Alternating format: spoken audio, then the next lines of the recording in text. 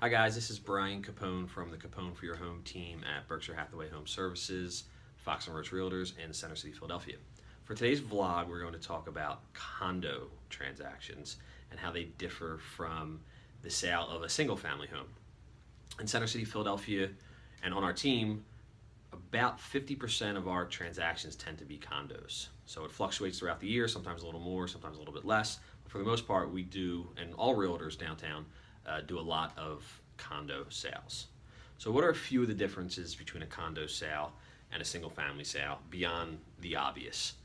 So one, the lender who is ultimately lending for the buyer who's purchasing a condo will likely want a condo questionnaire filled out.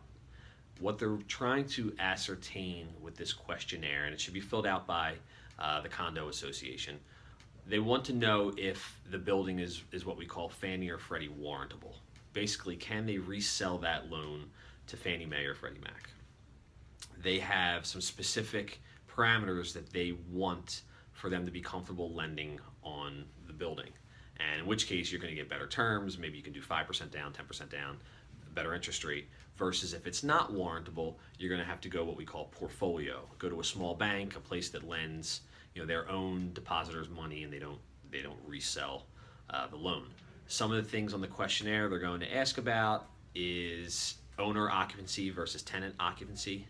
They don't want too many renters in a building. They don't want that ratio skewed. They'll want to know if there's any commercial space in the building. They'll want to know if there's any additional phases being built, or is this existing one and done and there's no more construction planned. So it's ideal if that document can get filled out in advance, just so the seller and their agent have a good idea whether or not the building is even warrantable. But oftentimes, different buyers use different lenders, and it's really ultimately the lender who's working with that specific buyer who's going to buy it who wants their questionnaire filled out. Beyond that, there are condo docs and the resale cert, the 3407. Basically, what happens is the seller has a certain amount of time after going under contract with a buyer to reach out to the condo association, the management company, whoever it is, and say, hey, I need to order the new condo docs or the most updated condo docs and a resale certificate. Condo docs are exactly that. They're big thick set of papers that explain the bylaws, the rules and regulations, all sorts of stuff. Oftentimes, they haven't been changed since when the seller bought the property 3, 4, 5 years ago. Other times, there've been significant changes. The 3407 or the resale cert, that is an up to date document for the actual unit and where it stands within the association. So, are there any past condo fees still due? Are there any special assessments pending that the seller still needs to pay for? Is there any litigation within the association? All those things. The title company wants to see it. The lender wants to see it. Are there any capital contribution or move-in fees? All these things will get noted on the 3407.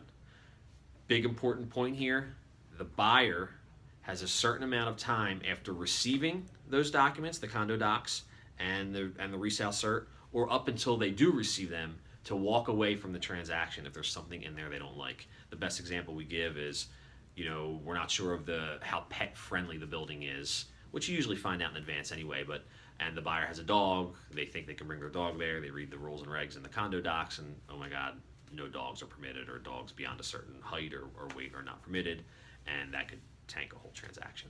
So a few ins and outs of how condo sales differ from single family sales, but you need to know them because there are a lot of condos in Center City, Philadelphia.